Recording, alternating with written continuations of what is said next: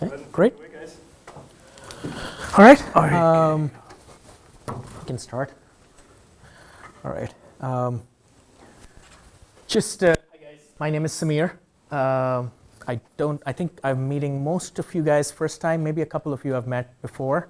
I think I've spoken to a few of you guys before, but hi. My name is Samir. So, this talk actually originated a couple of weeks back. I was in India at SuGCon, so I kind of created that, but it seemed like it was kind of apt for the audience. My idea kind of for the talk was just kind of be very practical about, Solr and Sitecore starting to get more tightened. So to speak, I think Sitecore has been relying on Azure Search. Solr is kind of the new kid on the town. Maybe, not very new, but at least from a Sitecore's perspective, they're starting to get more and more dependent kind of on Solr. So the talk was really around kind of, I think this is a co-presenting. I'm co-presenting with Akshay. Akshay and I kind of talked about it. We're like, what would be a good idea is, my background is primarily on Solr and search. And while I can talk and geek out about Solr, I don't have that much context around Sitecore and all that kind of stuff. And that's where kind of, Akshay said, look, I've had some experience with Solr, Sitecore, and I think it would be good to kind of come in with a practitioner's kind of viewpoint of what his experience has been on Solr. And then maybe we can do a little bit more technical deep dive around how at SearchStax we kind of think about Solr, what it takes for anyone who's really building a high quality kind of a Sitecore, high quality Sitecore kind of website.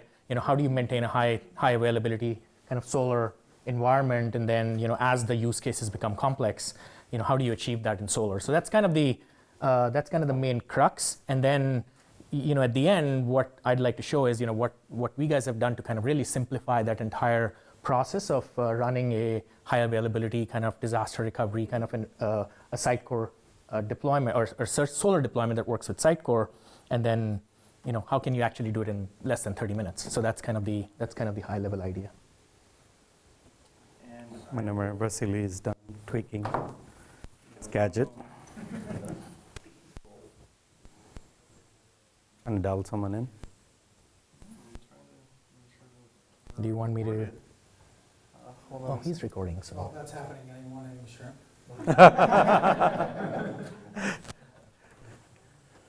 Hold on 1 second.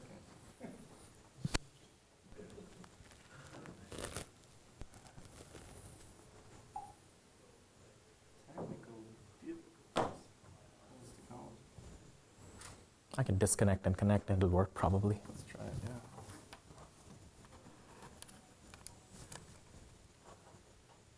There you go. Reboots generally work. Uh-oh. There we go. There you go. Perfect. All right. Again, I think I'll let Akshay introduce himself. I think he's pretty well known in the community, but I'll let him kind of. I have nothing to introduce myself. That's my name. I don't like writing about myself, but he made me. So I just like my name to be my name. Fair enough. From just kind of my experience, I'm a search guy. I've been living in Los Angeles for more than, I think, 15, 16 years. I've worked with, large, small companies based out of Los Angeles, building search teams, building search platforms, primarily kind of using Lucene 1.1 when it was there. And now obviously, with Solr, Elastic, and all that kind of stuff. That's been my entire career, and that's kind of what we do. I founded SearchStax in 2013, and that's kind of where I spend most of my time now. We're based out of Manhattan Beach, and we're a small team and kind of completely focus on offering Solr as a service to customers kind of worldwide across 3 different regions. So just the context, Sitecore and Azure Search works great. Sitecore, whether it's managed cloud, whether it's PaaS, on self-managed deployments, it kind of works great, from my experience until you don't, unless you ask for more, right? As soon as you start asking for more, what we've seen from our customer base is, there's a lot that Azure Search can't do, or there's limitations that Azure Search kind of starts breaking apart at its seams, when Sitecore starts to ask a little bit more. From our experience, what we've seen Some of the things that Azure Search limitations, and you guys are practitioners yourselves. You guys have probably lived these things more than I have, at least in the Sitecore world. What we hear most commonly from our customers is whenever they have high frequency or high content indexing needs, Azure Search starts to kind of break apart, performance problems, things like that. There's a lot of performance bottlenecks as soon as you start sending more emails, email campaigns with 100,000 emails and things like that. Azure Search seems to be coming down its knees. Whenever you have large number of fields, so if you're doing multilingual search or anything like that, I believe there is 1,000 or 2,000 or something limitations around Azure Search. Again, multiple languages kind of part of that. If you want Mandarin and certain languages that are kind of not available in Azure Search. Not extensible. We've seen a lot of customers wanting to do more with search. They wanted to do auto search capabilities. They wanted to kind of improve the ranking. They want to do content extraction, things like that. Again, Azure Search kind of has its own limitations around that front. As you scale up, from a number of nodes perspective, I think the way Azure Search scales, from a cost perspective, it gets pretty costly as soon as you start going beyond kind of 3 or 4 nodes in Azure Search. Underlying, I think they have the concept of shards and replicas, and I think how you kind of scale, the cost increases dramatically, right? And then for certain customers that, or the clients that you might work with, there are disaster recovery requirements. They have to be in certain regions, which Azure Search, I believe it's not available in all Azure regions. It's only available in certain regions. And then, feature cap and proprietary API are why typically, at least my experience has been what companies come to me or come to us for. And the strategies as well. If you want to switch on rebuild or interval async and things like that, you'll have a tough time because it won't work. And that's one of the biggest reasons is imagine your site being down while you're indexing because you're doing live indexing. So they're hoping to change all of that, but Microsoft doesn't rely on Sitecore. Sitecore relies on Microsoft, so that's a good way to think about it. Yeah, and I think with 9.x, 9.2 or 9.1, I don't know exactly which version. I think they're starting to default it with Solr, most of the time. For those of you who don't know what Solr is, I'm guessing a lot of you know here what Solr is, but for those of you who don't know Solr, Solr is a popular, open source, I think one of the most popular search engines, so to speak, out there. It's completely open source, based out of Apache Apache license, and it's completely driven by community. There's no kind of one company driving it, so to speak. So it's purely a community-driven effort. Started in about 2006, and that's when it started with some limitations on Lucene that were there. And then I think it's been kind of going pretty well, pretty tight into the community. Today, trusted by 90% Fortune 500 companies. I think that number is around probably 97, but I've been conservative and kind of kept it at 90%. True open source, massive scalability. I don't know if you guys know Salesforce, Walmart, Iron Mountain. I think Salesforce has about 800 Solr nodes that they run today. Iron Mountain, we were talking to them, they have about I think 300 or 400 nodes that run on Solr. Obviously Walmart and most of the e-commerce giants, including Target and all those guys, actually use Solr underneath the hood for their search engines. And then they've built capabilities on top of it. Pretty feature-rich, faceted search, fuzzy search, spell checking, geospatial, multilingual, autocomplete, content extraction, highly customizable. Some companies really kind of try to push the limits around relevance models and stuff. So that's kind of what they do. And then more recently, with the recent versions, you have the ability to do machine learning and all that kind of stuff on top of Solr, which becomes kind of very important when you're dealing with conversion rates and things like that, which Solr really helps around, or at least has the kind of needs and customizability around. One thing to mention, though, is that predominantly previous installs of Solr relied on JRE, which Oracle is making it paid as of version 8. So OpenJDK is the best way to go for future installs, but that's a limitation from Oracle, not from a Solr perspective. So all our current customers, the new installs of Solr for 9.1 and 9.2, we're just doing it on OpenJDK. Yeah, because I think there's a lot of chatter around that around licensing and all that kind of stuff. Yeah, I mean, I've always used OpenJDK, so that works really well. Performance is really good. Generally not an issue. So where we kind of spoke about this is I was trying to tell him at Kimberly-Clark as well as at Focus when we were trying to look at solar. I think Vasiliy mentioned the issues with a big company. Everything takes forever. Everything is a process. You want to move a piece of paper, it takes 3 months to do it. One of the things they were hell-bent on is solar is something you have to go to, right? You don't have a choice in terms of for the analytics indexes. You have to use solar.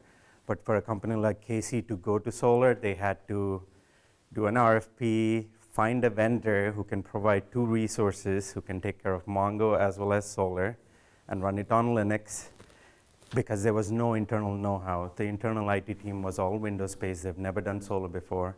So they had these 2 resources. They were offshore, so they weren't so expensive, but running all along as cost along with all of this to set up environments from dev, QA, stage, prod. And we have 2 environments for disaster recovery. So imagine the overhead cost of infrastructure and those 2 guys sitting there predominantly doing nothing once the setup is done, right? Same thing with Focus. We had the same problem where a beautiful, wonderful platinum partners, and you guys probably know how I feel about platinum partners, but a great platinum partner set up a single instance solar on their CM, which was awesome. And as you can imagine, the majority of the traffic which comes to the site for Focus, because they do things like Auntie Anne's, Moe's, restaurants, right? People are searching for locations, hours. Every 4 hours, the site wouldn't show locations because the solar is down. So we had to reset the CM server. So it became a pain. So we started looking at SearchStax back then. This was 2 years ago, where we just paid for it. Within 20 minutes, we had the instance. It was pretty easy for us to play around to see if it was viable or not. And the scalability really, really helped us. And when I was mentioning it to him, he's like, oh, you should mention all of the pain you went through. And the current level, so after 2 years, I left KC, went back there, so I consult for them again. They still have those 1.5 resources. They still have the shitty Linux servers running where they're maintaining something which they have no clue what it is. So SearchStax is something, or SolarCloud, even if you guys don't think of SearchStax, but SolarCloud is something you should look into because you don't want to deal with it. You're not experts with it. Same as Mongo. How many of you guys have sites where it's on Mongo Cloud or wherever it is, right? Because Mongo isn't our business. Same way Solar isn't our business unless you make it so. So I thought it was interesting for me to share what we do with our current customers, and one of them is a bathware industry customer, and it's really hard to show them the value of not having an internal resource, no solar. And I thought I would share that with you guys just so that you can feel my pain, because I'm sure you've gone through this before. Yeah, and a lot of people, I think, again, we guys do it internally, but when we talk to a lot of Sitecore folks, I think we ask them questions, right? How do you build monitoring around solar? How do you guys do security patches? When security patches come up, how do you make sure those are updated? How do you kind of deal with minor upgrades? How do you deal with major upgrades? How do you deal with DR? Do you do CDCR? Do you do these? A lot of times the questions have been like, the answers are like, we don't do any of that. We just have one server and that's kind of works. And there are customers who still do like multi-node architectures, but then the subtleties around Zookeepers and SolarCloud is completely not clear to them. It seems like it's more like hey, I'll just set it up because I did some Google searches and I read somewhere and that's what I'll set it up and then I'll forget it, right? And as long as there's no issue, my job's done and I'm moving on. Yeah, right? They won't notice it until try re-indexing your analytics indexes when it's extremely big. It takes days. And that's all to do with your infrastructure, right? So something to think about. Yeah, and I think, again, for the curious, kind of mind, right? I think the next set of slides are, more kind of around how do you, like with Sitecore, right? I think the way, when I look at Sitecore and customers, I think typically a Sitecore customer expects that their websites are, done in a proper fashion, right? When you implement a Sitecore architecture, when you implement anything, for a Sitecore customer, they're not going and buying WordPress, right? They're not going and buying some other off-the-shelf software, right? They're buying Sitecore, which implies, they have certain expectations that, they want out of their websites, and they don't want, they want serious business, right? So in that perspective, leaving a gap on the Solr side just doesn't make sense. And I believe most of the page rendering and stuff in Sitecore also kind of makes a Solr call that actually is required for almost every page view. So I think I was talking to Kiran, who's the product guy on the Managed Cloud, and he was like, one page view call makes it 5 or 8 calls inside Solr to actually, kind of render that page. So that's the kind of, critical kind of infrastructure there, right? So the next set of slides is more around kind of educational, just kind of Solr in general, SolarCloud in general. What is the difference between SolarClouds? What are different topologies? And it could be that, yes, SearchStax is there, they can solve it, but regardless of SearchStax, I think even if you guys are doing that, it's good to know kind of what's the landscape around Solr? How do people do that? How do people run a kind of proper Solr infrastructure, high availability structure?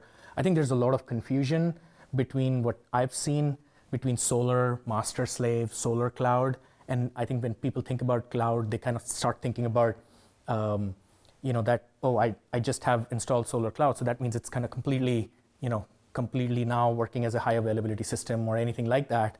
And then some people kind of says, no, we're running on premise, so we don't need SolarCloud. We only need SolarCloud if we're going to into a cloud provider of sorts. So I think there's a lot of confusion there that I at least heard from the community.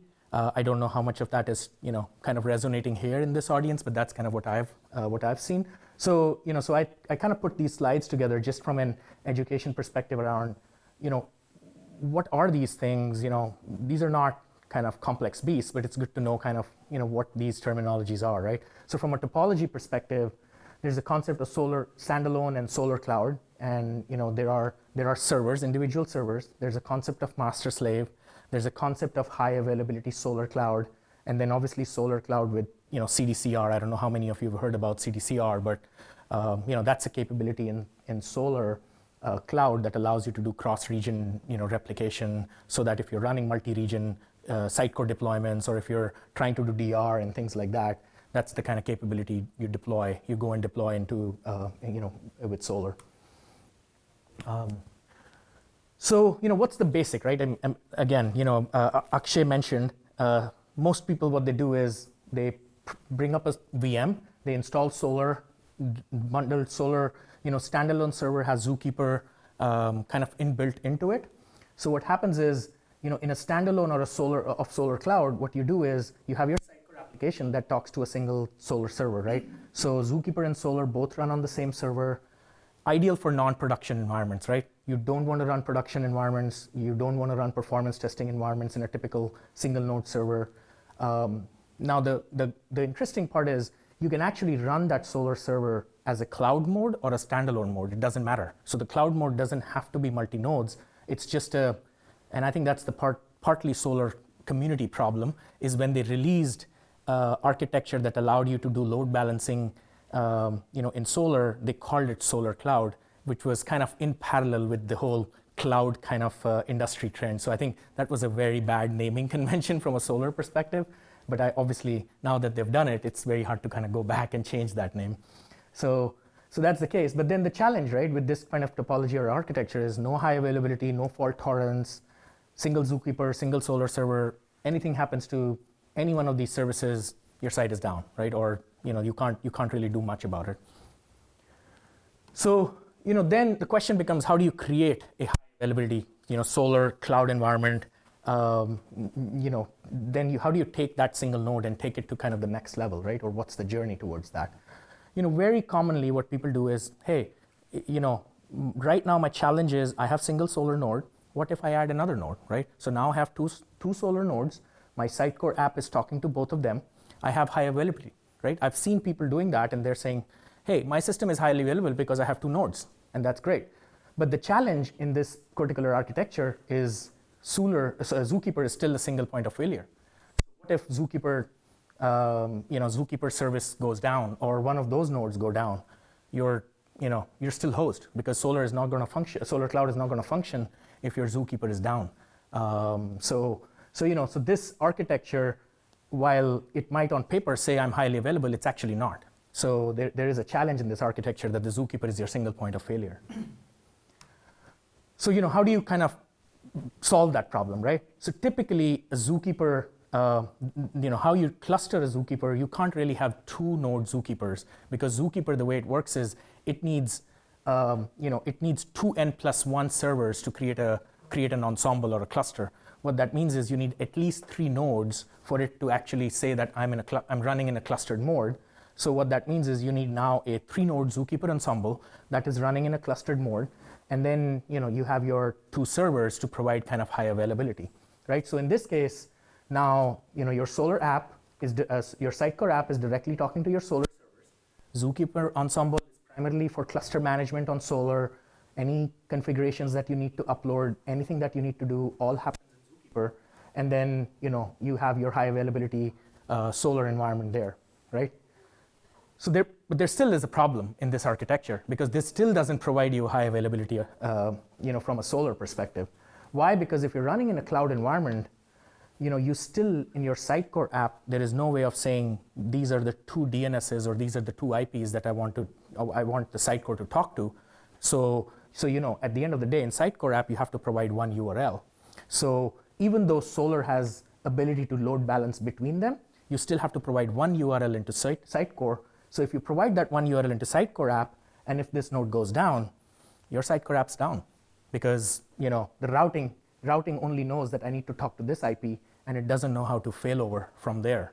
So technically you still don't have a highly available architecture, because you have a dependency on talking to one single node. So you don't want your application directly to be tied to any of the individual Solar nodes, right? So to create a kind of a, and then secondly, right, in a cloud environment, your servers are going to be recycled. You need to take them from a maintenance perspective. So if your Sitecore app is talking to this Solar and you want to do a maintenance on this particular Solar server, what are you going to do? Either you have to go to your Sitecore app, change your URLs to point to this, and then go through it. In some cases that might be possible, but if you're running production, you won't be able to do that, right? Is there a load balancer in front of the Solar servers? Yeah, so that's kind of the so in Solar there isn't, right? So you have to build that architecture, on your own, right? Yeah, and that's, I think, your true kind of high availability architecture from a Solar perspective, right? Is what you need is an app gateway from an Azure perspective, or load balancer in your typical other kind of scenarios. Is you put a load balancer on top, then you have your VMs or multiple VMs, because now you can scale out depending upon if your traffic needs or data needs kind of increase, you can kind of linearly or non-linearly scale your VMs, and then you have your Zookeeper ensemble that is kind of separated purely from a cluster management perspective, right? So this this should be your typical architecture, right? Whenever you're building a production-ready kind of system.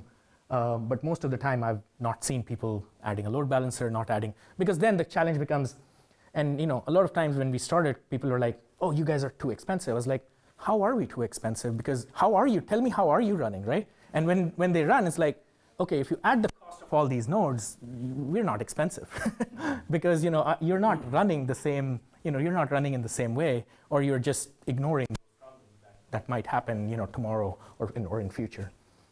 So that's kind of how you want to build kind of a Solar high availability architecture. And then the question then becomes, okay, great, you have your infrastructure, you have everything. How do you build backups? How do you do backups today? Solar doesn't provide anything that is straightforward to kind of do backups. Again, I talked to most people, I think at SUGCon, and I was like, how do you do backups? And I couldn't find even a single person coming and saying, this is what I did for backups. Everyone was like, we didn't do backups. I was like, so what if a disaster happens? What if something happens? How do you recover? They're like, well, we take downtime. We go to our IT. They will have to take downtime under production, and they would have to reload their entire data from Sitecore. So, there you go. So that means business either is okay with that, or you've never told business that there's something like this happen. So, I've heard some people, going and reading and saying, hey, backups and recovery is a feature in SolarCloud, right? Yes, it is. But if you read the fine print and if someone has actually implemented it, it requires a shared file system that has to be mounted across all your Solar nodes for it to work. And it has to be a dedicated network drive where all your backups are happening. And then, you have to worry about kind of how do you restore, how do you back up, and how do you kind of recycle and all those kind of things, right? So if you're building a backup and recovery solution on top of SolarCloud, what you now need is, apart from the architecture we saw, now you need a shared file system that is mounted across all your Solar servers, right? And then those have to be configured. You need a separate cron job or something like that, which actually acts as a scheduler that is now making sure that backups are taken at a periodic interval. Those backups are properly stored in your shared file system. Even though you're doing the backups, how are you making sure those backups are verified, right? Have you tried to restore them into a different environment and making sure that they have the counts, they're not corrupt or anything like that? That capability is not available in Solar. So how do people do that? Which means either they might be writing a long list of code to kind of do that, because there isn't any open source code that kind of allows you to do those. So, as a Sitecore practitioner, right, then it's your responsibility to make sure you build the backup schedules, you have the entire retention logic, cleanup, you have backup restore verification procedures, and everything that, again, will require a decent amount of time for your clients or for yourself, right, if you're doing a managed services yourself. And then, the next level architecture is kind of when your customer says, I have a DR region, and I want to make sure SolarCloud is deployed in a DR region. It can do hot swap, or it can do a hot failover. I need a hot-warm architecture or a hot-hot architecture. And the question then becomes, how do you do that? So in that case, we saw this as a architecture for high availability Solar. You have to pretty much replicate that architecture in a different region in a cloud provider, and then utilize the CDCR capability to do the synchronization between these two SolarCloud environments, right? So and there's kind of decent kind of nuances that are involved in kind of doing this synchronization. And then to complete this architecture, now you need to add a DNS on top that is talking to your app gateway, and this DNS has to be configured as as a failover DNS mechanism, so that it has smarts about detecting that when this SolarCloud is not available, they can actually do a DNS failover to the DNS, to the other kind of to the other region. So so that's kind of the architecture from a from a true kind of a DR or true multi-region kind of capability. And then as you can see, right? I mean, Solar only provides you with these, right? And everything else you have to kind of pretty much build around it or on top of it, right? I mean, Solar is not going to help you out of the box to do any one of those things. This is a shameless plug, but we, of course, I'm biased, but and again, I'm biased because the reason why we started the company was I've been doing this for companies. I worked at YP.com. I consulted with eBay. We worked with Allstate Insurance.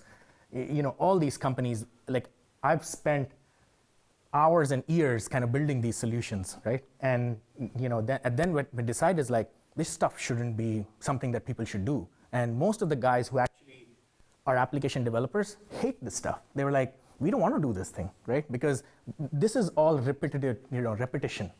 Yes, you might get kicks out of it doing the first time, but after that, you don't want to do it.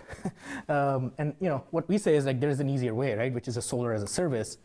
And I think from here, what I'd like to show you guys is like a really, really quick kind of a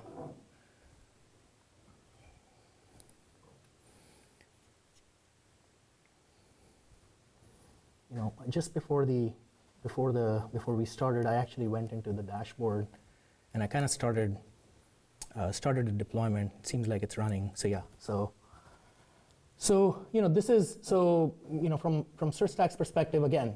From a deployment perspective, all you have to do you say, hey, I want to create a deployment. I want to create a Solar deployment. I want to create it on a cloud provider. I want to use the region, whatever regions are available. I want to run it in a Canada central region. I want to run a 4 gigabyte, 8 gigabyte, so on and so forth, and I want to choose the Solr version that I want to run on, right? I mean, obviously, if you're 9.x, 7.2, if you're older versions, I believe we have Toyota running on top of this on like 5.1 or something like that. It's been pretty old servers. So so those things are running, and then you select the Solr version, and then you say, boom, right? I want to start a cluster. And what this does is, this creates the architecture we looked at, right? Out of the box. That's kind of what it does. It typically takes about 30 minutes for this to finish. On AWS, it takes 30 minutes. On Azure, there is 60 minutes because application gateway is just horrible to work with, and it just takes 60 minutes to start. But so that's kind of how you take. And while this is kind of running, what I like you guys to show is this is kind of the architecture we looked at, right? There's these 2 nodes, Solr nodes that are running. I have my 3 Zookeeper nodes that are running. These are all secured behind a private IP and private gateways. There's a load balancer in front that is actually running here. And you have access to your Zookeeper ensemble to kind of do whatever configurations and stuff that you need. You have your typical Solr environment where you can start to do whatever you need to do. And if you go and see, this is a clustered environment in 2-node cluster that is running behind the scenes, running in front of a load balancer that's going in, right? So if you go to the logs, you can actually access logs from any one of these servers or from the ELB. In this case, obviously, because it's AWS, there is an ELB that's running. So, and that's kind of pretty much how easy we try to make, right? And all you have to do is take that URL, open up your Sitecore environment, Sitecore application, paste in those URLs, and now with 9.x, I think there is an simple integration by putting the URL and just saying I want to populate the schema, and then I want to go use Solr as opposed to using Azure. Is it your own account that's creating the cluster? No, we have different offerings, but in this case, we have our global kind of Azure, AWS, and Google accounts. So what we do behind the scenes is we have an isolated network behind the scenes where each and every deployment is run. So these are dedicated environments. Requests will go over the internet to the other account. They are going to go over the internet, from your data center to the other, unless you guys are running on a private cloud environment, which is, we can do VNet peering, VPC peering, all that kind of stuff can be established, which doesn't allow you to kind of go over the network. So, and then, like we talked about, right? That, we have the ability to do backups, right? So again, from a data center kind of resiliency perspective, you can do scheduled backups, things like that. But one of the neat things what you can do, just kind of point and click and saying, I want to actually do cross-region replication backups, right? And you say, my primary region, obviously this one is running, I believe, in one of the regions, but then you can say, I want this backups to automatically replicate in another region so that when this region is down or there is a problem with this region, I should be able to recover, my environment pretty quickly by going into that region because the backups will be stored in that particular region. So all that stuff is going to happen behind the scenes, and then you kind of say that's what I want to do, and then the system goes and starts creating backups and does all that kind of stuff and have access to all that stuff. And let's say something does happen, all you need to do is once there is a backup. Well, this one doesn't have any backup yet.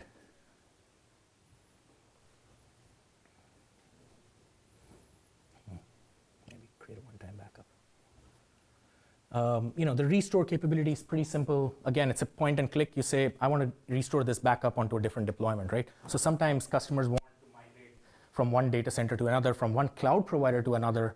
Anything that is needed, it's just point and click and say, I want to restore from here to here. I want to restore from here to here, and everything is kind of seamlessly tied into the dashboard. And again, the whole idea is, if you're working on Sitecore, this is the last thing you want to spend time on, right? And make it easy, make it consistent, make it great for kind of your customers, so that there's no kind of humans kind of involved in that kind of a process, and it's completely automated, right? It's completely automated, and there's no no kind of, hopefully, margin for error, right? So yeah, this is happening, but in scenarios where once this is done, so it says, well, okay, we have some checks and balances, it seems. Yeah, and then again, we work with customers where they do have performance problems, right? And then we have the full kind of monitoring applications and so on and so forth to kind of help you dig, really dig deeper into why the performance might be there, what might be causing it, is it the commit size, is it this, is it that, all that kind of stuff is available for you to kind of look at the dashboard and do your own kind of analysis. And some companies work with us to kind of fully manage that, but whatever be the case, you completely have full kind of visibility directly through this dashboard, which what we call is our monitoring and alerting capability. I think that's kind of from a high-level demo perspective. I think it would be cool. It would have been cool for me to show you Sitecore and then how it integrates. Unfortunately, I'm not a Sitecore guy, so I've been trying to figure out where do I find a machine to kind of install Sitecore because I'm a Mac guy. But I will do that at some point. But that's kind of, I wanted to give you guys a high-level kind of an idea there. Anything you want to add? Yeah, there's a recent blog post. I don't remember the name of the guy. You probably do. Shit Potwin, right? Yeah. It goes into pretty detail as to how you can set it up and populate the schema for pre-9-month versions, I believe. But it's pretty nice. Yeah, so this is, I think, the one. Yeah, I think this is what it is. Yeah, I think he goes into a lot of detail. A lot, yeah, which is kind of interesting. So yeah, well, if you guys want to play around. Now some right point. Oh, yeah. What's Right Point? I've never heard of him. Yeah, I think he's done a fantastic job on kind of detailing those things from a Sitecore perspective. So I think that's great. We have documentation on our website, but again, it's more Solr focused. There's Sitecore stuff involved, but I'm sure there's nuances in Sitecore which probably we don't cover on our kind of documentation side. Are you able to secure the nodes as well? Yeah, all our nodes run on encrypted disks, so they're all encryption at rest. Every deployment is on HTTPS. You don't need to worry about TLS and issues. You can add users, just like your Mongo Cloud. It's the username, colon, Yep. password. It's exactly the same.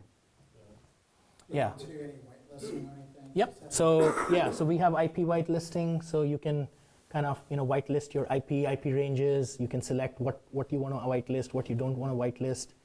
You can do basic authentication, set in username, passwords, things like that. That have read access, write access, admin access. Based on your access control level, that's all available. Again, if you've used Solr, you got to go and muck with security.json, and it's not pretty. Yeah. Even I will make mistakes if I start editing that. It's a pain to work with. And so these are the two kind of basic stuff. Again, we don't run deployments without HTTPS. I believe all our deployments are encryption at rest. And then from higher security and compliance, we have virtual private cloud and things where you can completely isolate the network going out of the traffic. And then we handle data sovereignty and all that kind of stuff. So that's typical how we do it. Are you able to access the Solr nodes individually in case you're troubleshooting a specific node? You can't do a SSH access. We don't allow customers to have SSH access just because accountability reasons. Then the question becomes, you've made a change. How do we make sure who's responsible for it, right? And you do have access to all the Solr configurations that you want to do. We just don't allow you to touch the SSH, from a machine's perspective. They're all running 100% Linux every deployment. But just through the Solr UI, like if you wanted Yes. to run a query on a specific node, you could. If you want to run a query on a specific node, well, there are ways to do that in Solr. I don't think you'll be able to access directly the node, like from an IP address, mostly because of security reasons. We don't allow, because the nodes can change from an IP, but in Solr there is a format that allows you to actually query one particular node as opposed to all the nodes.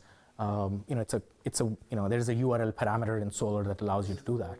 So you're going to hit the load balancer. Yes, you will always hit the load balancer, but then Solr provides a way to say, even though you're hitting the load balancer, I internally know how to just query that particular node and get the data back. Because sometimes what happens is you may have data inconsistency problems across two nodes, right? And yeah, and if that happens, you can run a particular Solr command that allows you to just query that particular replica or a shard and then get the result back, as opposed to kind of running a distributed query across all your cluster nodes. That was the reason I asked. Yeah. I had issues with Yep. replication and Yeah, I mean, those issues do come up, and when those issues come up, that's kind of when you have to kind of go into the details a little bit more. So if you need to change like Solar XML file or some of the configuration. Everything you can do. Yeah, there's no restrictions around that. I mean, it's pretty much you will have access to Solr as you would have it today if you install it on your machine. We like to say we offer native Solr, right? Our value primarily our value add is around orchestration around it, right? We don't try to create an API layer. There's no vendor lock-in or so to speak because hey, we have an API layer now. You've integrated that into your Sitecore environment. Nothing like that. So it's pure raw Solr. So if you wanted to build this into your DevOps process for making configuration changes, Right.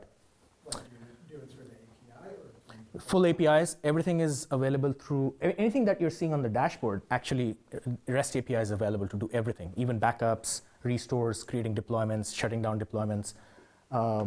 Funny part, managed cloud offering is using SearchStax behind the scenes. They have a special contract with us. So they're using SearchStax behind the scenes and everything is automated. Like they use our APIs for everything. When you provision a managed cloud environment in Sitecore, On the fly, you can create a new SearchStax deployment. automatically gets provisioned behind the scenes. So I think it's very similar to. Like if you have blue, green, or if you want to do multiple deployments, you can kick it off from the same PowerShell script. you mentioned you don't have access to the file system, so you wanted to quickly deploy to synonym files and things like that. Zookeeper Ensemble allows you to do that. So all that synonym, stop words, elevation files, all the configuration files, multiple language files, and all that stuff is accessible through Zookeeper. And you can just access it. We have a lot of documentation around that. You can actually deploy it, and then it'll automatically roll it out to all the Solr nodes and everything. So that's pretty straightforward from that perspective. Yeah, I think the only caveat sometimes becomes is in a very high compliant kind of requirements, there's a philosophic questions from a security team saying we'd like to own everything as opposed to, keeping it at bay. And that's where some of the challenges become. Most of the time, I think I would say progressive teams, realize that, we can go and give an explanation. And but there are cases that, that says, no, we cannot have anything outside.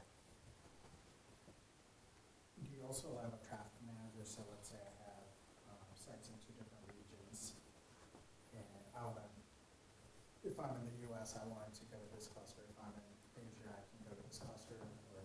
It depends on how you set up the DNS at Right. that point, right? I mean, the DNS is a DNS. Regional, so mostly it will be aware. Yeah, that's the load balancer can You handle could do geo-based. geolocations, right? So from a, geolocation is the wrong word because there's also geolocations inside Solr. So yeah, I think. I have a question. Do you guys do stuff in like China or Russia? No, we Okay. don't do China today. We don't do Germany. Okay. Because I think those two require companies to be incorporated there. Yep. So we don't have support for China and Germany. We recently released South Africa, but South Africa, Azure limitation is that only Johannesburg is available for deploying resources. I think Cape Town is only a backup and a disaster recovery region from their perspective. What about Hong Kong? I think Hong Kong is, we have Hong Kong. We have Singapore, Hong Kong, obviously, India, South America. I think, the Germany and South, the Cape Town, Germany and China are the only ones that I'm aware of. Again, these things now come every week. They launch with new data centers. So The limitation would be Amazon, Azure, and Google themselves more than these guys. Right, more than us. Yeah, I think the limitation on our side is primarily around the entities, right? Yeah. So for example, China, Azure doesn't have a limitation, but we do. So I think those scenarios are something that we're trying to figure out how do we fill a gap. And then for the development model, I'm assuming it doesn't really change. You still install Solr locally while you're doing your development. You could get a dev instance You could too. have a dev instance. You could start a dev instance. I think our dev instance starts at, I don't know, $20 a month or something like that. It's not that kind of crazy. And I believe, I'm sure Christoph can talk about a lot. I think there's some partner program coming where if you're a developer, if you're a certified developer or if you're a SearchStax partners, I think we're giving you a free development instance for 6 months or something like that. I think there's those kind of things that are available. I think our purpose, right, our mission is to say it should be kind of brain dead for someone to use SearchStax. Like, it shouldn't be a cost issue, it shouldn't be an issue, and it's like, why not use it, right? And there's no logical reason to not use it. The scaling is automatic for? Yeah, we do have auto scaling capability. It's not like, it's automatic once it's configured, right? So by default, scaling is not automatic, but what we have is we have an auto scale capability that can scale from 3 triggers, right? One is you can manually scale it up and down. We have that on the dashboard. We have it through the APIs. You can scale it based on triggers on your alerts, right? So if my CPU utilization goes beyond 70% for 5 minutes, I want to add a node. So that kind of automation is available. But you have to configure that because different use cases have different needs. Unfortunately, there is no so far silver bullet, so to speak, there, at least, or we've not built it. Is there any requirements for doing like pre-warming of the load balancer if you expect an instantaneous burst of traffic? That's a good question. We haven't encountered that yet. We have companies that are running pretty decent amount of traffic. I think Stanley Black & Decker is probably running, more than 600-700, queries per second and stuff like that. We haven't seen those issues yet, but The real scenario is that you have this massive amount of traffic within suddenly, 5 right? seconds. Yeah, no, I mean, it's just a practical limitation on the load balances, right? Yeah. Because you need priming and stuff. And that's a good question. I'm not aware of. I think right now you need to actually work with Amazon to do that. That's right. Yeah, Amazon, what it does is, I mean, in Azure, you can have different load balancing instances, right? Because you can pre-bake the capacity. For Azure, with AWS, you don't have that capability. I think all you have to do is, I think it'll start throwing 503 or 502 errors, and then it'll start coming back because they start an instance behind the scenes, and it takes time to catch up. So, yeah, okay. Yeah, that's a good question. I don't think we have any benchmarks, but that might be a good area for us to do some benchmarks around. Yeah, I don't know what that threshold is, right? Whether it's going from 5 to 20 or 5 to 100 or 5 to 500, I don't know. How does pricing work? That's a sales conversation. But it's all on the That's not website cool though. to When you talk go, here.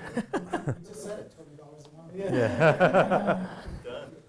month. Yeah, pricing is available on the website. You can go and check it out. We have support plans and stuff. I'm sure BD guys would be happy to talk to you about those. Any other questions? No? All right. Well, thank you. Thank you, guys. Yeah. All right, let's take a quick break. Did we finish on time? Hopefully. I work at Oshyn, a business analyst there. When we get to the actual implementation of the project, I do like day-to-day project management as well. But I really enjoy the part of doing business analysis, requirements gathering, and designing solutions for our clients. So I'm looking into analytics and trying to specialize in that topic. And the start of all of this happened like a couple of years ago. We were implementing a solution for a client, and they wanted to start using Sitecore marketing features, and that was one of the main reasons why they bought the platform. Those appealing features that they saw on that demo that they got from the Sitecore folks, and they really wanted to use that. And when we finished our implementation, they went in and they tried to get started. And once they visited the Experience Analytics tool, and they tried to look at the reports, they found that screen in some of the reports, right? Looks great. Yeah. And then they go, whoa, this is broken. Do I need to create a Jira ticket for it? Can you fix it? How soon can you get that working? That might be a question that some of you guys get as well from some of our, either your marketing team if you're working in-house or a client if you are doing like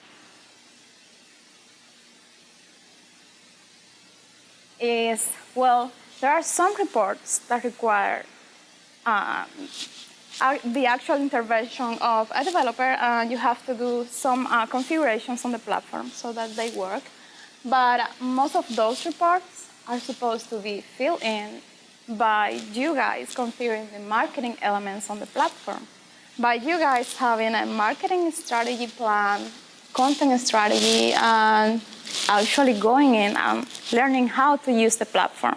Because as great as Sitecore is, it doesn't know what your business looks like, and you have to configure the platform, you have to set it up to meet your business needs and your actual requirements. So what I will intend to do today is to answer that question for you and to walk you through some of the reports and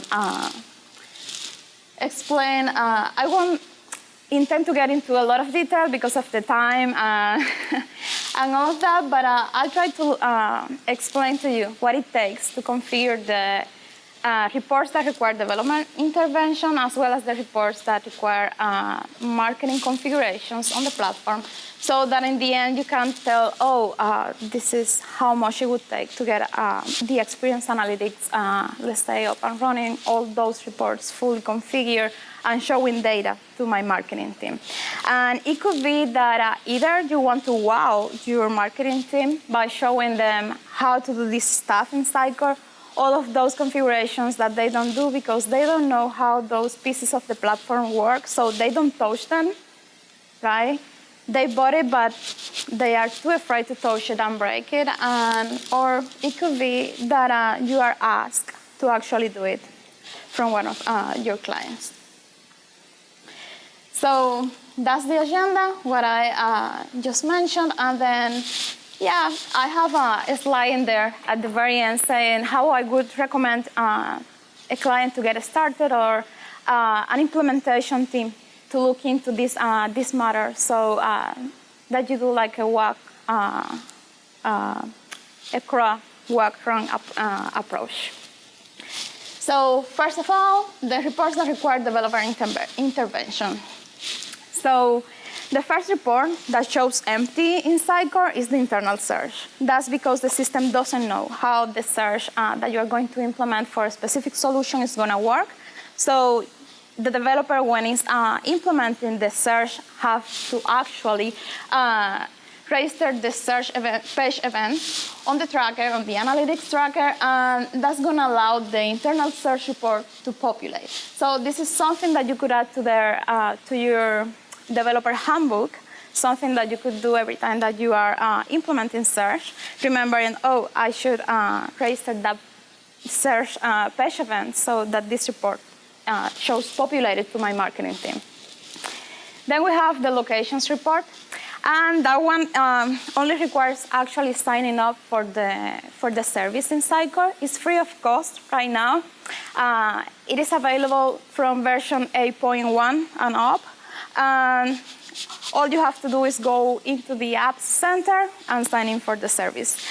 They were charging for it before, but they don't anymore. So free of cost. And that will tell your marketing team the locations from where they are getting traffic. And I don't expect to get into details about what is showing up on the reports and how important they might be to the marketing team, but only how we will configure them. But guys, feel free to ask questions if you want to know more about the actual data and why it is important. Then is the devices report. That one actually requires signing up or paying for an additional license. So, and it's also, so let me take a step back. It required an additional license before, and now they are deprecating that service, and they are making it available free of cost for clients who has Sitecore 9 and above. So it will actually require installing Sitecore 9 or upgrading to Sitecore 9. So probably if they need device detection on the website, not only for the analytics piece of the website, but for the other sections of the platform that rely, like the rule editor, when creating rules for personalization that rely on this service, they would need to have a Sitecore 9 version. Then we have the outcomes report. And this is one where the marketing team will have to work together with the development team, because triggering an outcome on the Sitecore platform is something that you can only do from code. So you actually have to go into the code and trigger the outcome, or programmatically tell the system to trigger an outcome when something happens, right? So, so a goal is an action that you want a user to take on the website. And you can generate goals or create goals on the marketing control panel. So that's something that a marketer can do on his own. They don't need a developer for it. But an outcome is more like a milestone on the visitor journey. We say like buying a product, right? A goal would be more like filling out a form, right? I want you to give me your information, your personal data. So filling out a form could be a goal. And actually buying a product can be a goal, but if it is your ultimate goal and your ultimate conversion point, you use outcomes for those, like. Right, on the page, yeah. On the page code, you trigger the outcome. So on the code of the page, you would call the API and you will trigger the outcome. So those are the 4 that require the intervention of most of the guys that I have here today. So how many developers do I have here today? Okay, most of you. And I guess that we have the 2 marketers, or the 2 guys that are closer to the marketing team from Oshyn here. So now we're going to look at the reports that pull from actual Sitecore items. That is just getting into Sitecore and configuring stuff in the marketing control panel. And those are the ones that I was saying before they don't touch because they don't know how to use, and they are not sure of how to get started with that. The first one is goals. We just talked about goals, and we just said that goals are actions that you want your visitors to take on their website. The importance of goals is that it actually allows marketers to track engagement value. Engagement value is Sitecore's metric for measuring how relevant the content that you have on your website is to that visitor, because if I click on a link or if I actually complete a form, that means that you are relevant to me, that I care about what you are showing me. And in that way, you are getting feedback from your audience, and at the same time, you are also measuring the conversions that you are getting on the site. So in Sitecore, we need to trigger goals to measure engagement value. Setting up engagement value requires a strategy. So how do marketers strategize, or how are they supposed to strategize in terms of defining their engagement value scale? They are supposed to identify what are the business goals that they are trying to drive with the website, and then align those business goals to the goals that they are triggering on their website pages. Let's say that they want to increase conversions on a website. That means that they want people to visit a specific page, that they want that same visitor to check a specific section of that page. Then they want that visitor to complete a form that they have on the page. And they want them to continue that journey and then enroll on a benefit, actually pay for something, or get a membership on that website. So they are supposed to weight those goals and assign a numeric value to the goals, deciding which are the ones that are more important to drive that business objective, or of getting more subscriptions. They want people to buy more subscriptions, so to drive that, they generate this engagement value scale example that I'm showing you, and they go into Sitecore and they create goals. Goals are just items in the marketing control panel, and once they have or they have created the items in Sitecore, they deploy those items. Deploying a goal in Sitecore is actually just moving the item through a workflow, a marketing workflow, and then they will go to the page where they need the goal to trigger, and they would associate the page to that goal. And just by doing that, they are doing something that is high value and low effort.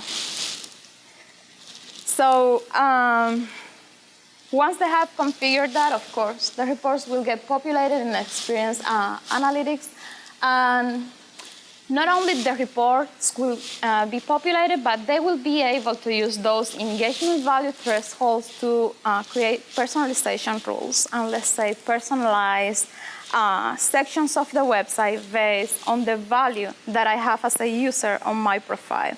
Because Sitecore is going to use those engagement value numbers that I'm triggering on the website, and it's going to add them up to my profile, and it's going to calculate the average of that value and keep that in the database as my engagement value for specific, for the website, right?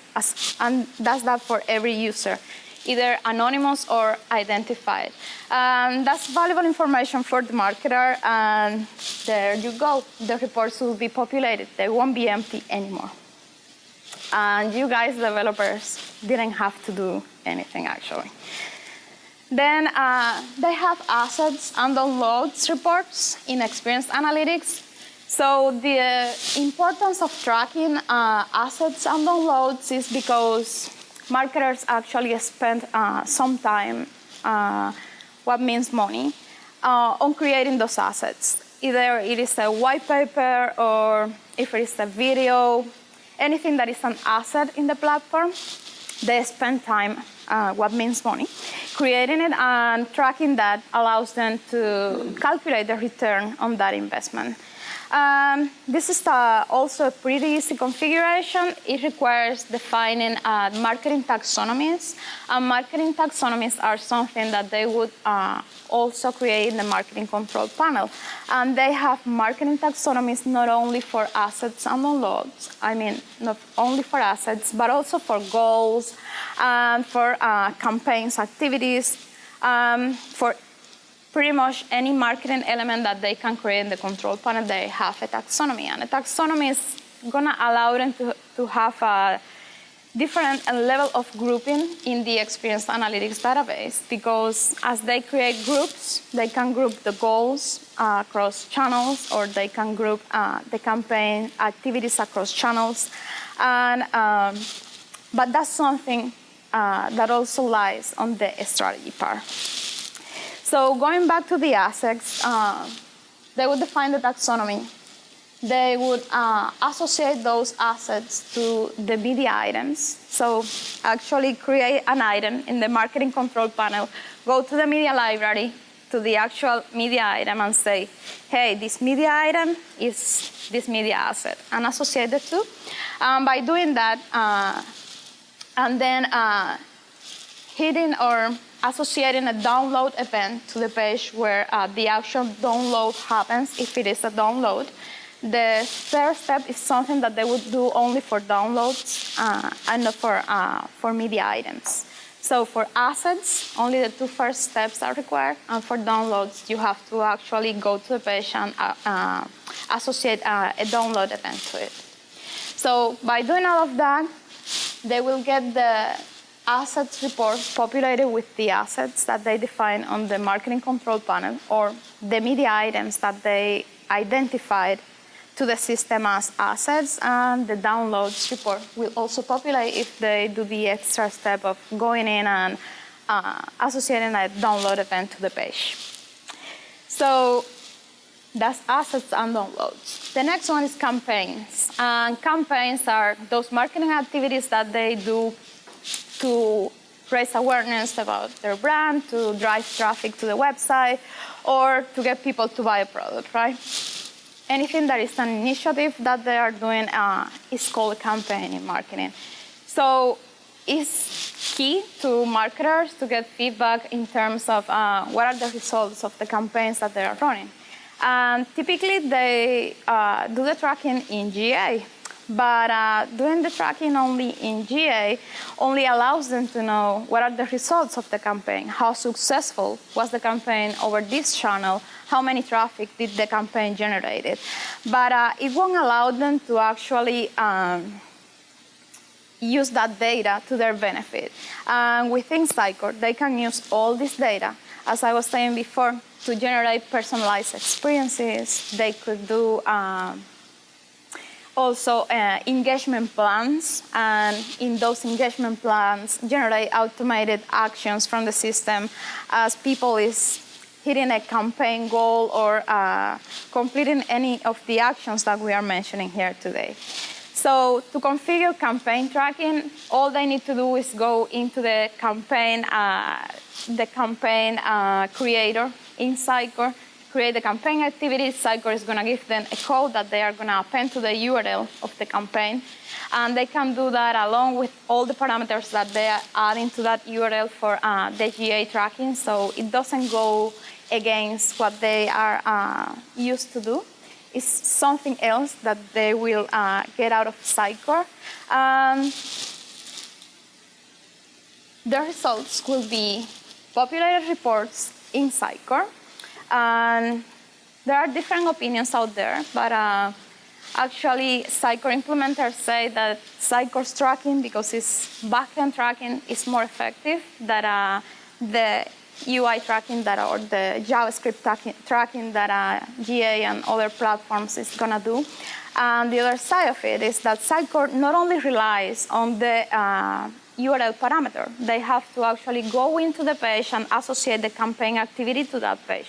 Meaning someone trying to mess up with your data and navigate into an URL adding that parameter is not gonna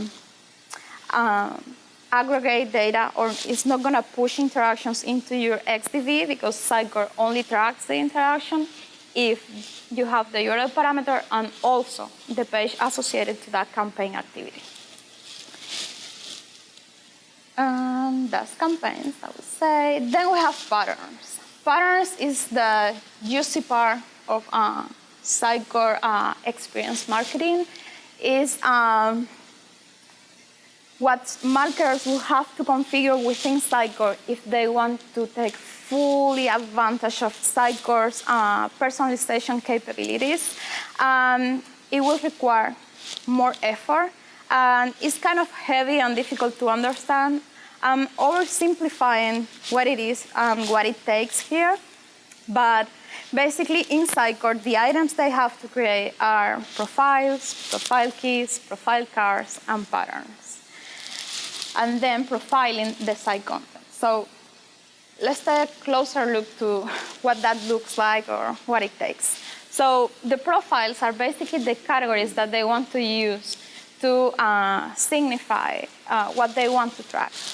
What are the things that they want to categorize their visitors about? Like, I want to know what are the interests of my visitors on this website. So that could be a profile.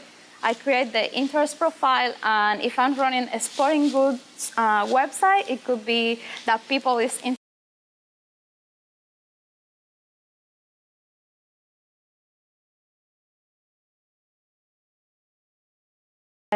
And then he visited 2 other runner pages. So Sitecore at the end of that visit is gonna calculate the average for each, or the closest distance to the pattern, by calculating the average of the points that were accumulated to each profile card.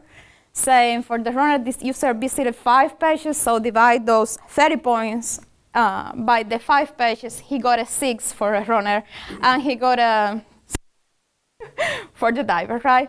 So this guy is gonna be identified by Sitecore as a runner, because that's the closest distance, and they are using a distance calculation algorithm to the profile, because the profile is not as simple as I'm explaining it to you. It won't have only one dimension, it's multi-dimensional, so it's gonna create like a net, right? So you're gonna have a 10 here, but a 2 here. So you're gonna draw some figure based on the values that you are assigning to the different profile keys that you have on your profile. And then as Sitecore identifies a visitor or associates a visitor to a pattern, then any experience that has been designed by the marketer, saying on the homepage carousel, I want to show this banner or this ad to this visitor because they are interested on running, I'm gonna say, hey, did you check this amazing pair of sneakers, or did you check our runner training, or whatever that they are trying to sell on the website. And the experience for that visitor is gonna be the runner experience, basically. Okay, it's kind of tricky and explain it verbally without a lot of visual, but hopefully you got the idea. And then, as a result of having patterns configured in Sitecore, even though if they don't have personalized experiences produced, meaning they don't have content to personalize the user experience on the website, getting the patterns configured and getting Sitecore to gather this data is very beneficial because they are going to identify the pattern matches. They are going to be able to see, oh, 50% of my visitors are matching against this runner that pattern that I define, or they are going to say, oh, no one on my website matches that pattern, and that might mean that they don't have configured the pattern or the content types, the different profile cards on the website properly, and they can go back, adjust, and then iterate again, where for people to come back to the website and then go back and analyze that data. So typically, what is recommended is to configure profile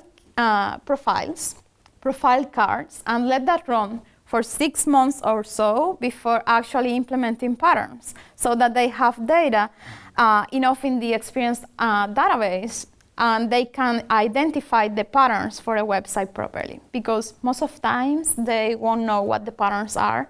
They are not going to be as easy as I was trying to make it look a couple of minutes ago. So in the end, where should we get started? Oh, I had a summary. So that's what we were looking into. 4 reports that are on your hands. One of them that is available only to people who has Sitecore 9, that's the devices report. Then we have other 5 reports that pull from marketing elements. And I didn't talk about the keywords report, and that's for paid keywords gathering, and all it requires is differentiating the keywords as branded keywords and non-branded keywords. So Sitecore has 2 reports for paid channels, unbranded and branded. They go into the system and they say, my branded keywords are Oshyn, because that's the name of my company, agency Oshyn, or whatever the branded keywords are, right? So, and then they have to create campaigns and associating those campaigns activities to the appropriate channel that is going to be the paid channel. It's going to populate the keywords reports for Google, Bing, Twitter, or any Facebook, any paid channel that they have in the campaign, right? So those are the reports and the recommendation. We think it's important that marketers start with something that is easy to do, and for what they can see results pretty quickly. So we recommend getting started with implementing an engagement value scale, like the one that I showed you on the example at the beginning, and also doing campaign tracking. Motivating to do campaign tracking in Sitecore besides doing the campaign tracking in analytics. That's a good way of getting started, of gathering valuable data in the Sitecore platform, so that they can, as they become more refined and they learn more about the platform, they can actually leverage the tools that they have within the platform. And for you guys that are more technical, some considerations would be around offering a data retention plan, figuring out where we are going to store the experience database data as it grows. Are we going to go in a cloud hosting? Are we going to keep the data for a year and then we're going to get rid of it? Or how long do we need to keep this data, right? So those are some of the things that the technical team will have to think about so that they can support the marketers actually using the experience analytics piece of Sitecore. And that's it.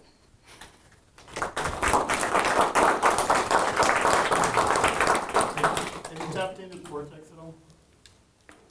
What? Cortex. So, I think Sitecore does that. yeah, that's one of the things that are interesting about experience analytics. So, it has the level of granularity and the amount of data that training a machine learning algorithm would take, right? So, Sitecore actually pitched, experience database as what you would need. Let it run, let it gather data about your business, and then you will have enough information to train an algorithm that can apply artificial intelligence, or you just need to apply machine learning to your website, or let it do the marketing for you, right? So I haven't seen an actual integration with Cortex. I would like pretty much to see one. I've been reading about it and all of that, but I think that that's a very interesting topic, and maybe one of you get motivated and can do a talk about that in the future here, right? I would love to see a working piece of Cortex, I've seen that, yeah, right? I've seen that they have these tests or optimization suggestions, and they say that they are using Cortex for that. But I haven't seen that actually working because I haven't had the opportunity to work with a client that is actually doing A/B testing on their website, so that this Cortex guy is actually gonna work and say, hey, you did this A/B test, but I think now you should do that instead, right? So I haven't seen it working. I would love to. 20 years ago is when I started. This was an e-commerce startup, so I completely understand the significance of these and what it eventually means for conversion rates and stuff. But in my 11 years of working with Sitecore, 9 out of 10 times, this is phase B, phase 2, Yeah. or it never happens. Yeah. How do you guys overcome that to relay the importance of this to get the client to actually want to pay for it and want to do that? Okay, so first of all, this is all out of the box. So they don't have to pay for it, or they don't need to pay for an additional license or service or... That's right. The thing is, Okay, that's what you mean, right? Yeah. So yeah, so that's one of the challenges, right? Either the marketing team is too small, or they are too busy, or they don't have the right people because they don't understand this. They don't understand how it works. And so what we have been trying to do is like reminding, again, our clients of why they bought Sitecore for, right? When they saw the first demo and they got in love with the platform because of what they could do. Because typically when they see the demo looks beautiful, it seems really easy to work, but it actually takes a lot of effort. Putting together the strategy pieces of this is complicated. So we are trying to get them motivated to start with this simple stuff. So that one, they can see the value of it. I mean, I did something wrong. Okay, thank you. So that starts with something simple that's not gonna take like more than a couple of days of their time, brainstorming, thinking of what are the goals that I have on the website. And it might be the case that they are not a very refined marketing team, but it might be that they are, and they actually know what are the goals or the business objectives that they are trying to run on the website, right? What they are trying to achieve. And it's gonna be easy for them to define an actual engagement value scale. So you get them started with something simple that you show them that takes them like 10 minutes to set up in the platform. Let's say it would take them 2 days to think about it, define what the goals are. And then it takes them 10 minutes to create the goals. And then they let that run for a while. And they go back and see the data that they are gathering. and they try to use that for doing something on the website, right? Like creating one personalized experience based on the engagement value threshold for a visitor, right? And they say, if people is disengaged, then show them this. Or if people visited this page and they are disengaged, then show them this, right? Something simple, really simple. Or just motivate them to track the data in the experience database, so that they can actually realize of the value of not tracking only how many people came to the website, how many clicks did I get on this button, but also what's the value for my business on what people is doing on my website, right? So what we are recommending and how we are trying to get in there is by doing something really simple as that, and the campaign tracking would be another one. If they do a lot of campaigns, they would see a lot of value of tracking those campaigns in Sitecore. And it's just appending a code to the URL and creating an item and associating the item to the page. It's 3 steps in Sitecore. It doesn't take more than 10 minutes to set up a campaign in Sitecore. And tracking that in Sitecore, you're showing them how they are getting data and what that data means, right? Can motivate them to move further down the line, or maybe convince their manager of getting more budget to, hiring someone else, or buying a few hours from a contractor to do some of the work for them, right? So this is kind of how we are trying to approach it, and that would be for small companies, small marketing teams, but I do think that larger companies and people who can actually afford it can actually do more, right? If they truly understand the value behind it, and if they see it working, they can get motivated, to use the budget towards that effort. It's almost created like a separate industry. So I've got 2 questions. The first Okay. one, so the developer parts are easy, right? Because it's automatically done for the customer. Yeah. For the stuff that you're doing with the marketing, as easy as it is, do you come up with some kind of change management, change enablement to kind of change the habits of the marketer, right? So when you create a campaign, it's easy once you create the campaign to just copy that code and use it. But actually getting them to create the campaign, or one of the easiest one is once you create your marketing taxonomy, right? I upload a new PDF. I need to associate my marketing attributes, right? Once I upload it, I've had a lot of instances where customers have been pissed off at me because we did all the marketing strategy, we did all this work. Now it's on them to actually do the work. When I create a new article, I need to associate my profiles to it. When I upload a new PDF, I need to associate my marketing values to it, and they don't do that. And then they come back and kind of blame you. So what do you do to make sure that do you automate some of this stuff, or do you how do you make sure that they're kind of following that so they don't come back and go, this doesn't work? So the cultural shift has to happen because they want to, right? Because they see value on using this, because they spend a lot of money. Maybe it was the IT team decision to buy Sitecore, but maybe the marketing team had a say while choosing the platform. And they bought it, and then they are not using it. There's a lot that they could be doing, and it has to come from them. I don't think that we can automate this kind of configurations because, again, the platform doesn't know what the business looks like. That's why Sitecore hasn't automated all of this, because it needs to be shaped, because it depends. It's like when you give a marketer a component that has a title, description, and an image. You don't know what those 3 are going to be. You set a standard value for them, but you can tell what the title is going to look like on every page, right? This is the same. It's exactly the same. They are giving you the tools. They are giving you the items, the fields, the buttons to hit, right? So that you can produce, or you can use the platform to support your marketing strategy. But the marketing strategy has to come from the marketing team.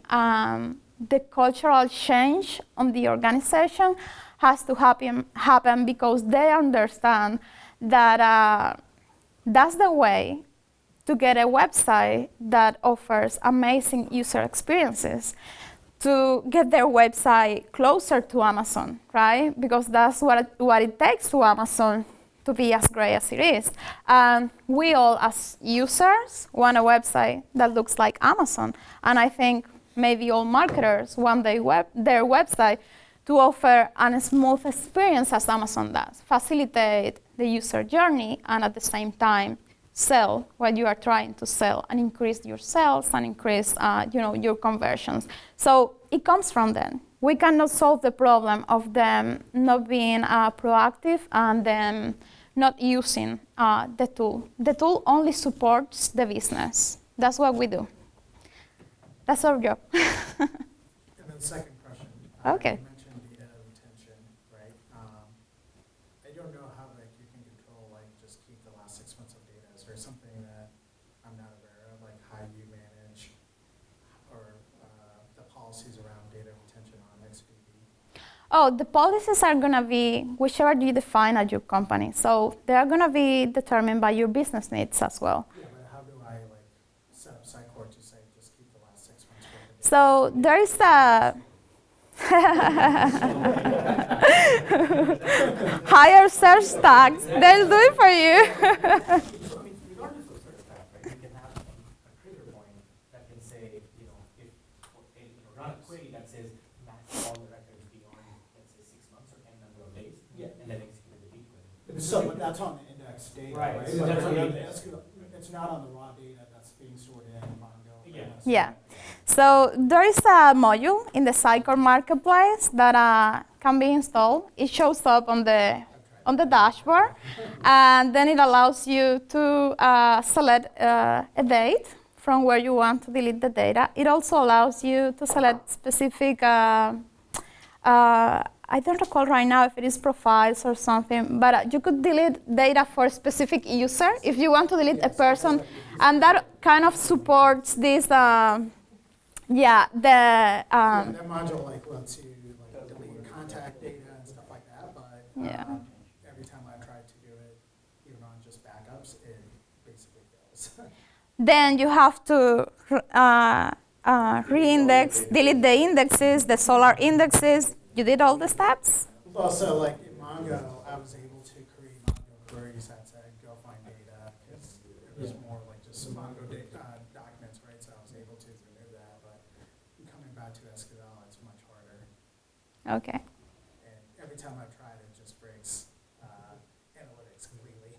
Wow. Yeah, definitely. Yeah, so it's a lot of references. Unless you write the right query that removes everything. Yeah, and you tried that. It's called DAM. You tried, and it didn't work. No, that's a module I've tried before, and so I know this came up when we were doing. I've done several upgrades, and part of that is, do you want to move all your analytics data? And I have one customer that's had their Sitecore instance for 5 years, and they've been collecting that data. Right. And what do you do with it? Well, we just started from scratch. But my point is that it just accumulates and keeps accumulating, and you're paying for these storage costs of the data, and you know in your mind it's going to be a real pain in the butt to even use this data. So for But that, you're still saving it anyway. yeah, so for that customer, it's cost of Mongo, and they were able to upgrade and migrate everything over to Mongo, but it ended up being about $6,000 a month just for the Mongo. But it's also Sitecore breaking the XDE, right? Yeah. With the API version changes. So. Okay. Yeah, so the reason I asked is that was up there, so I wasn't sure if there's something in there that lets us specify the policy. Oh yeah, no. So I just throw that in there for you guys as a challenge, of something that you guys have to do. Yeah. I mean, I'll talk to them about the marketing pieces of the platform, the ones that you click on, and and you figure out all the part that is for the smart guys to do. Sounds like a good candidate for support. Yeah, with the feature request. Yeah. Yeah, it should be a feature request. That's something that they should start thinking about. I think that actually proves that people isn't using all of this stuff, you know. That's a proof of that there are some features that would be key to maintain the databases, to maintain, and those doesn't exist, those aren't there. You have to start thinking about it if they start going managed cloud, because now they have to own the cost, as opposed to someone else. Oh, yeah, that's true. Well, but still, because the customers are going to complain if there's costs. Maybe they would start deleting the data. Maybe they would say, if you're paying this license, we would delete your data after this long. Actually, this conversation I've had with my team, and they're like, yeah, we are thinking because we don't have any limits today. Yeah. You know, when they're packaging and pricing managed cloud, they're like, we can't have unlimited retention because, you know, customers run for 10 years. Yeah. The cost is actually borne by Sitecore. Does Sitecore have a recommendation for a lifecycle policy on the data to move it from ongoing to replace? Right. The policies are enterprise. Some gold storage, right? You have your own policies, right, as an enterprise. Mm-hmm. The challenge with, like, I've seen, I was able to delete some of the data from Maggon, right? But when you re-index the reporting database in Solr, It's gonna go. you don't have an aggregate of your history, basically. As soon as once you delete the data, you re-index the database, and your index is only for the last 6 months or whatever your retention was. So you don't have an aggregate of your history if you delete the raw data.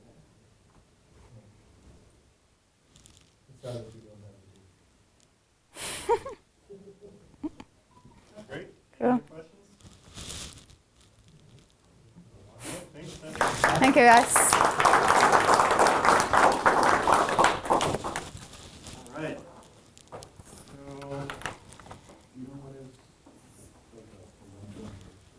So we have this space till 8 o'clock. So there's some more drinks and food left in the other room. Feel free to grab whatever you want. And then get out it. I don't know if you're going to go off though. If you'd like a tour, let me know. I can show you around quickly. Chat around, network, catch up. I'd like to, again, thank everyone for coming. This is great. This is, the turnout is awesome. We have the session recorded. Christoph, thank you for video recording.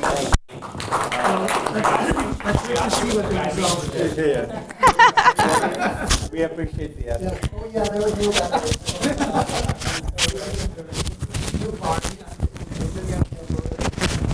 Yes, we're going to share the recording. We also have everything that will share the decks. We'll share the decks. We have a recording of the sessions, so the shared screens. We have a recording of the room. So don't be trying any clever If you did something, we have it on camera. Now you told me before I brought the whole kitchen. So we'll share all the videos. We'll share all the assets. Again, feel free to grab things that are on the table.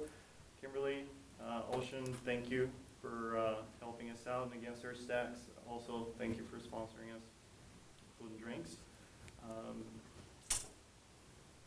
Let's see, am I missing anything? When's the Thanks next for one? having us. Thank you, guys.